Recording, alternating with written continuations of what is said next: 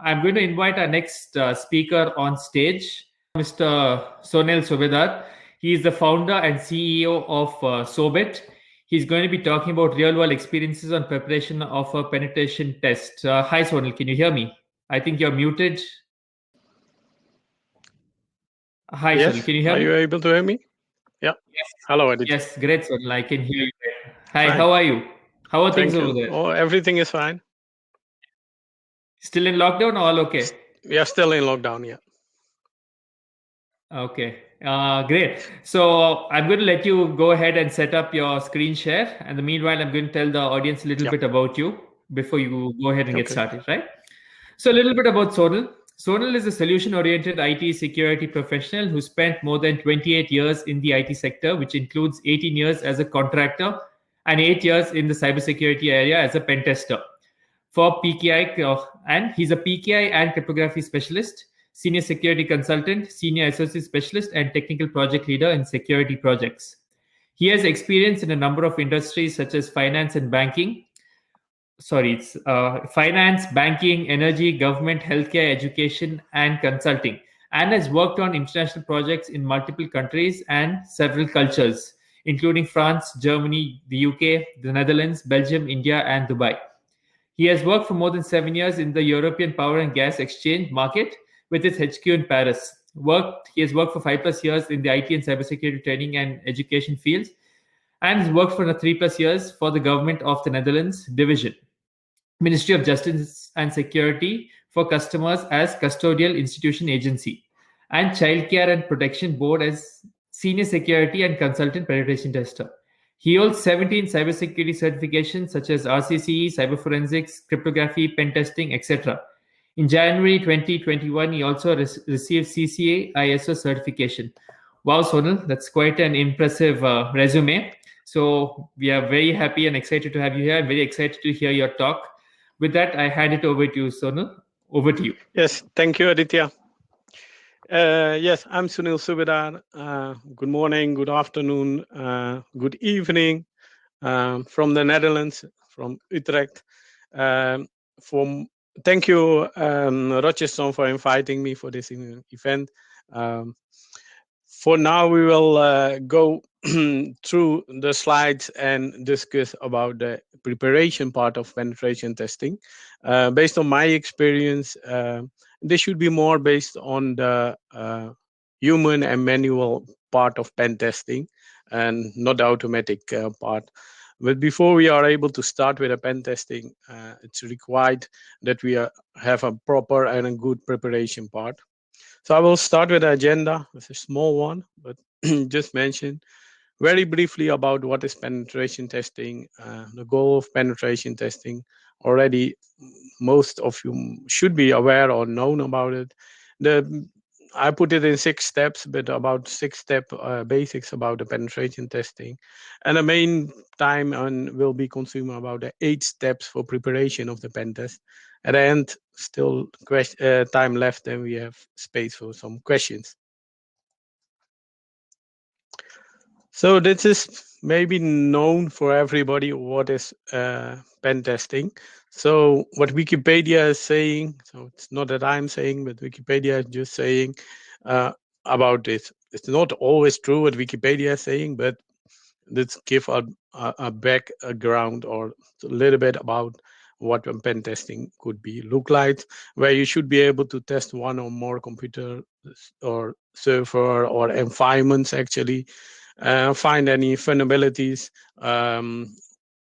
and try to break those vulnerabilities. Pen tester is mostly has the written authorization to do it, where a hacker don't have those written. So that is the main part also what we will discuss, why it is important to have a proper preparation on it. So some of the goals, there are a lot of more, but there are some. A company want to test or validate the current security protection what they already have in place. They want to discover the vulnerabilities. They want to be sure that the hardening on your network devices, such as the firewall routers, IPS, IDS, it's good enough or not. Some of the risk a company could be able to say, what is the risk if we implement this kind of application or websites. Large changes in the environment could be a reason where they mention we want to have a pen test. So there are some of them, and there are most important, or also one of the things that we have seen often happen is the regulation part based on auditing. If you are using the PCI DSS, it's more for the payment industry.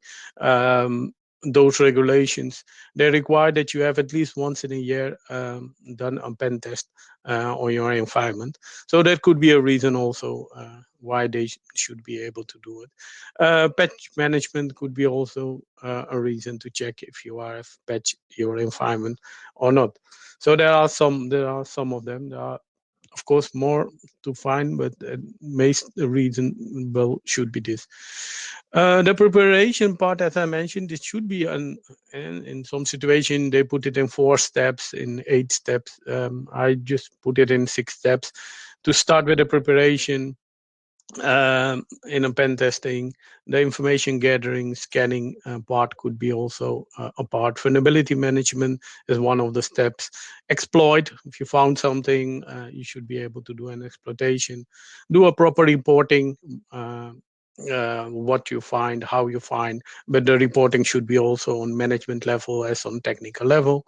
Based on that, you should do an evaluation, and after the evaluation, you can go back and do a retest or mention, okay, we are fine and everything is working fine. We will close the whole step. For now, as I mentioned, we will only focus on this part. So those 8 steps I've created in 8 points actually. To conduct a successful pen test, it's very challenging, and even for the most experienced pen testers, to jump into directly the field, do a scan and vulnerability management, and going further and say, okay, I have done my test. But the preparation is one of the most important part, where I've put it in the 8 steps with meet. We try to have a meeting with a client and to discuss what they want. We will go in depth on each of those steps. In what we try to cover, what kind of pen testing it could be, when, depending on the timings, where could be the locations, on-site, off-site, remote. Those kind of steps will be discussed.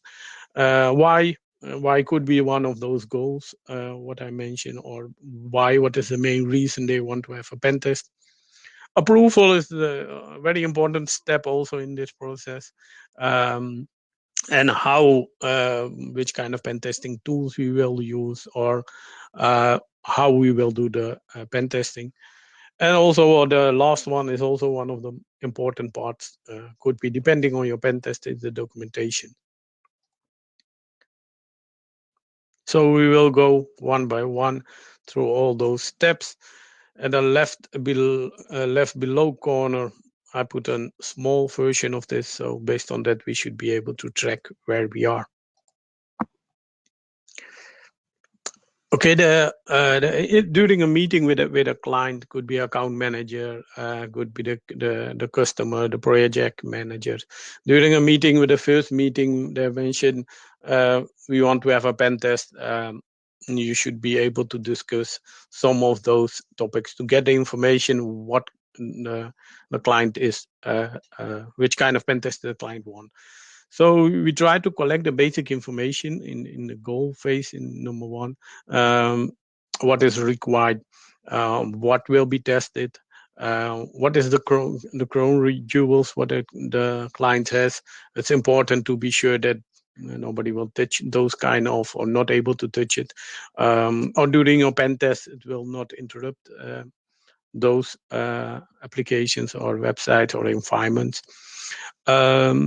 What are the goals, what the customers, as I mentioned in the earlier slide, could be one of those goals, an auditing requirement or something else, what they mentioned. Try to understand the client's problem, how you should be able to interact on that. In scope is actually one of the most important part, because in this stage we try to collect the information what will be done, how, when, where, all those kind will stuff will be discussed and put it in the in scope. The out of scope part will be most of the part where the pen tester will not be able or say, okay, we are not doing a DDoS attack on your environment, or we will not use social engineering, or phishing attack simulation will not be done. Those kind of things could be a reason to say, okay, we will do only this part, what's in scope, and not all the other parts. It's on not in out of scope. The NDA is actually more the getting the approval. In some meetings, I'm facing that during a meeting, a client said, Sunil, come, just we want to have a pen test. Let's discuss all the details on how you should be able to proceed. But a lot of information they are not able to give it without I have signed an NDA, non-disclosure agreement, where I should be able to say, yes, I have now I'm able to understand your concern. I will use it, and based on that, I should be able to get the in-depth information, more the technical, the how the configuration has been done. All those information will be come after signing the NDA. On the teams, based on the client experience, you should be able to know which kind of team is behind on the client side. And they have an proper IT department, developers or vendors. It's good to know the background of the environment. But also your own team as a pen test team could be able to say, and you can discuss. In some situation, I'm seeing that they are asking, are your pen testers certified for this? Do they have experience with this kind of payment system of environment during within the government? So those kind of questions can and will be discussed about a team. So based of all those 8 steps actually, and it is also a lot of will be covered in this meeting, we try to create a request for proposal where we should be able to say this should be, and on this, based on this, we should be able to go further. So on the what, that should be also known for everybody. We try to also cover what kind of pen testing they want.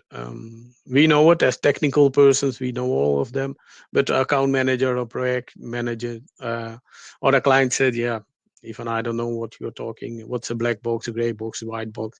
Please start explaining. So with a black box is zero turtle, minimum knowledge required to start with the pen testing. The gray box is actually partial. The gray box pen testing is also known if you want to test the user access to some data or website or application. And a white box is the full knowledge we should be able to get. So this means in the white box stage, you should be able to have all the documentation, the designs, the technical till non-technical design. All, even if you will do the code reviewing, you should be able to have the codes also to start. So the gray box and the white box require more preparation, because you need to have more sessions together also with technical or developers, where you should be able to collect the information. So the black box, smaller, some little bit more background about the black box. I'm seeing mostly the black box will used by an external pen test or an internet-facing application or website, where you should be able to behave as an hacker without getting any inside information. you should be able to collect the information. Public resources, OSINT will be used to gather the information. You have a limited scope. In some cases, you will get only an IP address on website URL, and that's all. Those information, you should be able to start. My experience is that the black box pen testers could be a small one. It's not that it will take days, weeks, or months where you are gathering or collecting information to do a pen test. So that is briefly about the black box pen testing, how it should look like. As I mentioned, of course, starting with the black box pen testing, you need to have those approval before starting also a black box pen testing. So on the what we try to cover, what kind of website pen testing are we doing? Is it related to your network, internal, external?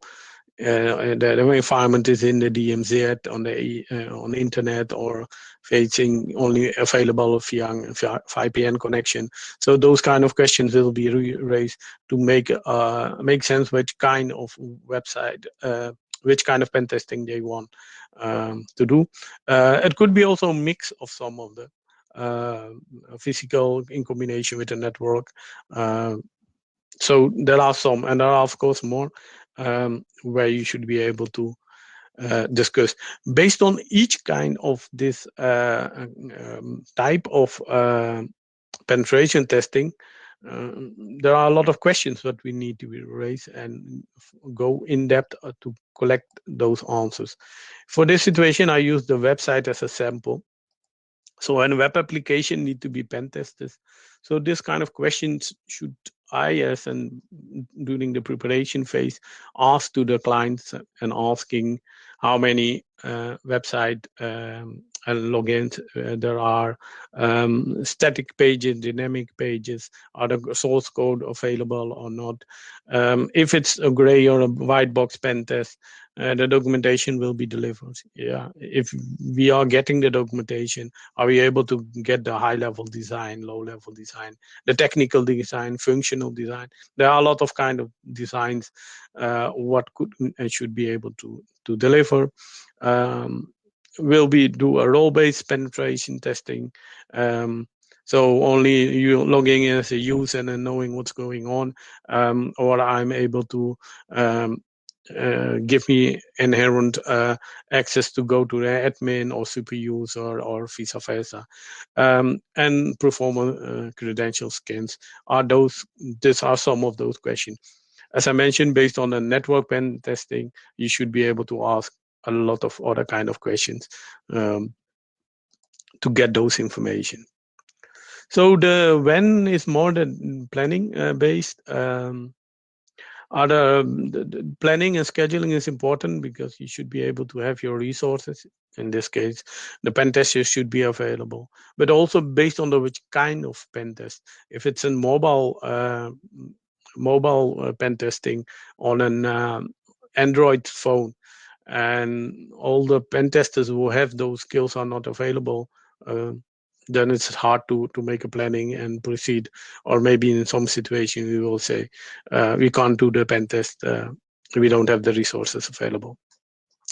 But also when the day times during business hour, after business hour, or only on weekends, could be also an option to say take this in your consideration, because it's also depending on your resources. The where could be on site, of course. Now these days, due to Corona, we are not able to go to the office, so doing pen testing in an office is hard. Offsite could be option. Example, if you are doing a website pen test, or pen test into a cloud environment, where you should be able to have access via VPN to go from outside and make the connection to do your pen test. That could be one of the situation. But doing that, of course, that could be then remote from your home. You should be able to have the connection to that environment and do your pen test. My advice is mostly also check your connection. because 9 of the 10 times they mention, yes, everything has been arranged, but during your pen test, when you start with your pen test, they mention you don't have the access to connect to that environment.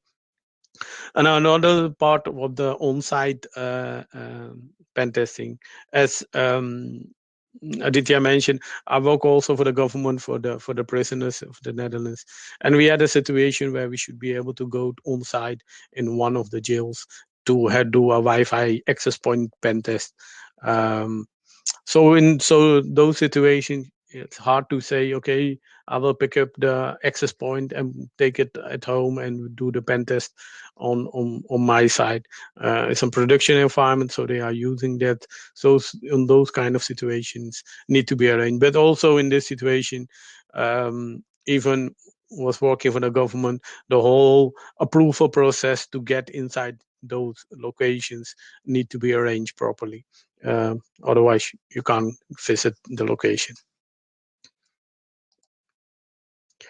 The why, there are of course some of those reasons. Auditing is one of the most reason, where they have done some auditing and seeing that based on the auditing you should be able to do the pen test. Since the GDPR in 2018, and for the Europe, we are seeing that if they are not using or companies who are suffering against those breach, they should be able to report it to the authorities, and they should be also get the information to do the pen testing on it. And at least some of those environments will need to be audited, where they should be able to do it regularly. Um, there are also some other frameworks. There are a lot of them. Some are typical related to the penetration testing, such as the OWASP for the web penetration testing. But as I mentioned, the PCI DSS is one of those for the payment industry.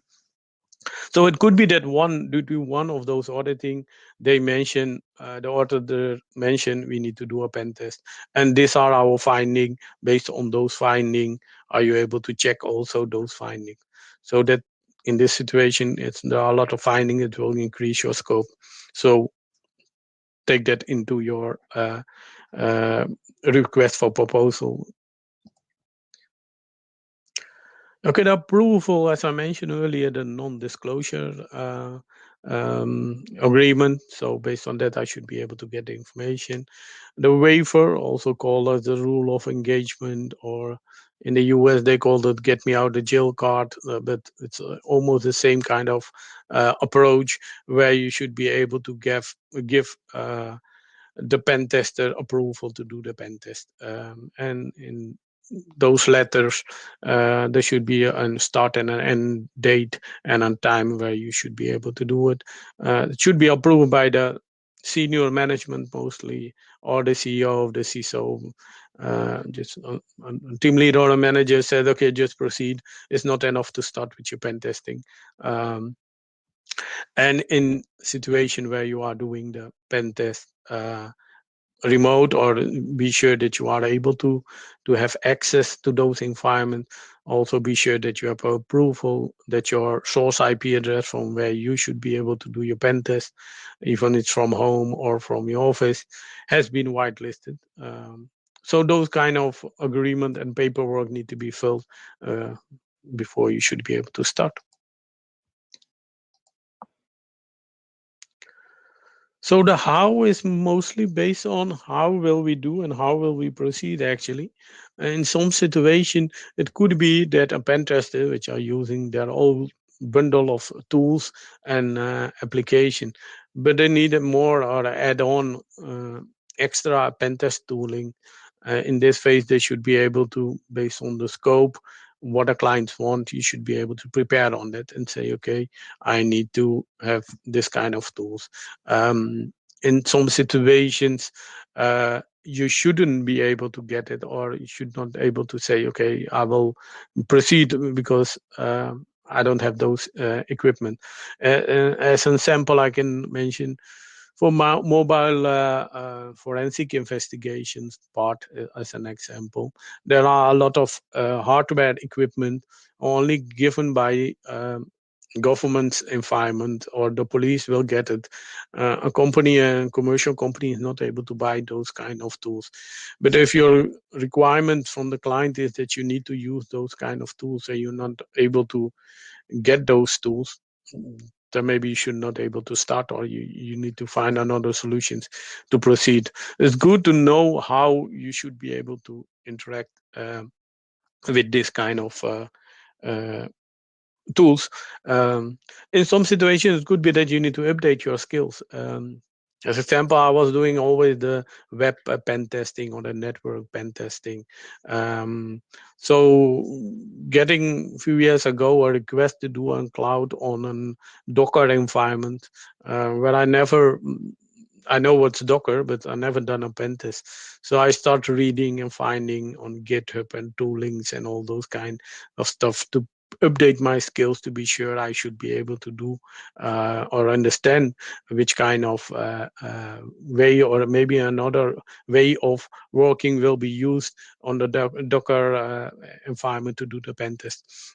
So that's good for the pen tester to know what's going on, where you should be able to prepare on it. The action checklist is mostly for the project managers, where you should be able to discuss and say, are we in line? Do we have checked everything? Are the single point of contacts available during the day, week when we will do the pen test? Do we arrange all the approvals?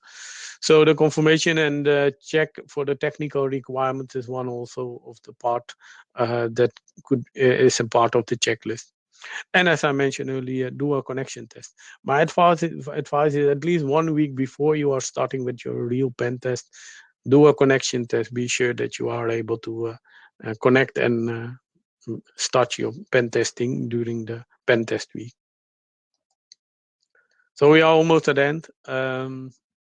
So those documents, be sure that we have a signed of waivers from the client vendors, cloud providers, whoever is involved. Be sure that your budget, what you have sent it in the proposal, has been approved, or that could be in a request for proposal, performa invoice, project code. If you are doing a pen test for another department in the same company, you should be able to get a project code, or at least try to get a statement of work of those kind of written, where you should be able to say we are able to proceed. Your NDA has been signed and you get the approval. The confirmation of the scope is one of the most important part in this phase. Be sure before you start your pen test that this scope has been finalized. Not finalizing or changing a lot of very often those scopes will delay the whole starting process of the pen testing. I faced issues where we start in an earlier stage, but due to each 3 months they decide to change the scope. It took about 2 years when we start with the pen testing. And then they mention, yeah, but the budget is, we don't have any budget for this pen test. Yeah. But maybe we should be able to focus and try to confirm the scope before, and within this scope, we should be able to proceed. So that makes sense why those steps are very important. And my personal advice is, without getting this kind of approvals, don't start with a pen test. You will get, we don't want to get the penalties or going into the jail or those kind of legal issues by saying, okay, I'm get a pen test, let's start on it, and direct jump into and start with your pen testing. So we have actually discussed those 8 steps. After those steps, you start with your pen test, and actually you start with information gathering till the end. I'm almost at my last slide, and that is some takeaways. I have already mentioned some of them, but I'll summarize it once again. Try, and especially persons who are in the project management field, should be able to see a similarity in the project management field, where you are working with scoping, in scope, out scope, documentation, planning, those kind of things. It's also used. So try to use it also as a project management approach.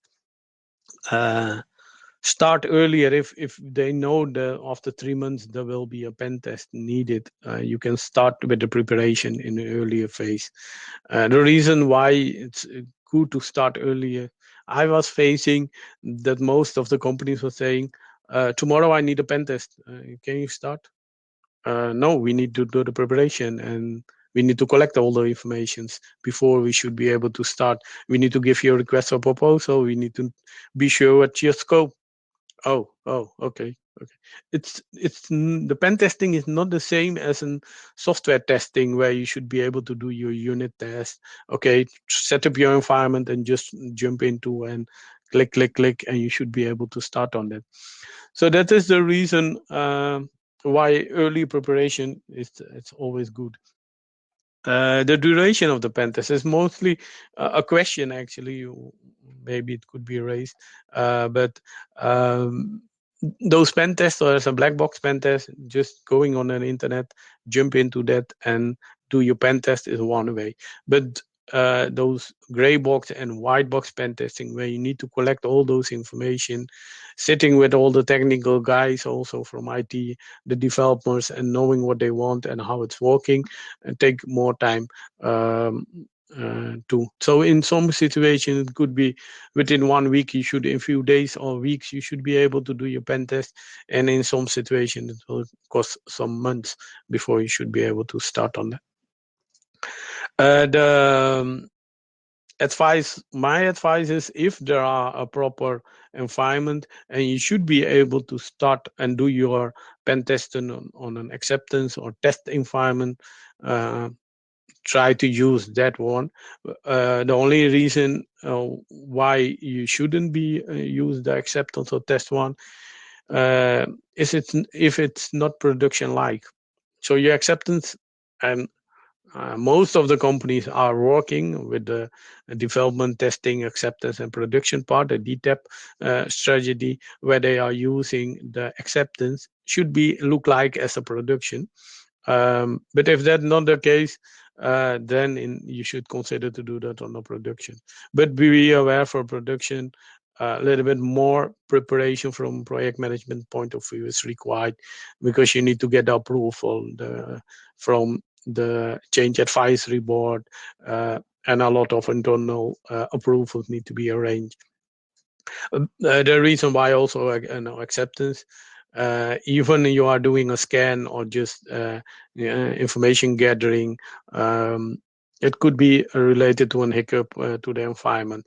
So it's safer to do it on an acceptance than on a production. Try to, if there are SOC, Security Operations Center, involved in the organization, try to update them so they can monitor during your pen test. And at least the last one is, without getting all those approvals, don't start a pen test. So that's my end of my presentation. Aditya, up to you. Yes. Thank you for that. Questions. The first one is going to be, what is the difference between vulnerability testing and pen testing? Yeah, the vulnerability is scanning, checking what are the weakness and such as with the Nessus and all those tools, you should be able to find the weakness in those applications. A pen tester is going further than that. They use that as a basics, but based on that, if it's a website, they are also able to do a web injection to your website, or checking your cookies, and a lot of add-ons what will be added in that environment, or checking your configurations. But also, as a security consultant in that part, you should be also give the basic advice and saying, yeah, this environment is not good enough to those kind of reasons. So it's an add-on the vulnerability management. Okay. And then you were talking about where you had to recently hack into a Docker, correct? Yeah. So the question would be is what is the difference between hacking into a traditional network and hacking into a Docker? I'm sorry, penetration testing a Docker and penetration testing I would say traditional network or a traditional computer or a traditional device. Yeah, there are not so many differences, but the way of approach or the how you should be able to connect to a port is different than on a VM. Um, and in or the legacy environments. But the techniques or the weakness or the vulnerabilities or how those codes has been used, that is different. But also the deployment way could be different. In Dockers, or they are using Harbor or CCI pipelines. Those kind of techniques are different than the traditional, the VMwares, what we are using. So understanding the difference make it a little bit different. But the way from a pen testing point of view is almost the same. And of course, there could be other tools available for those environments than the traditional tools what we have in our pen testing box. Of course, some of you should be used, but that could be a difference. Okay. So, and then based on your experience, as it's claimed, is a Docker more secure and more isolated than a traditional VM?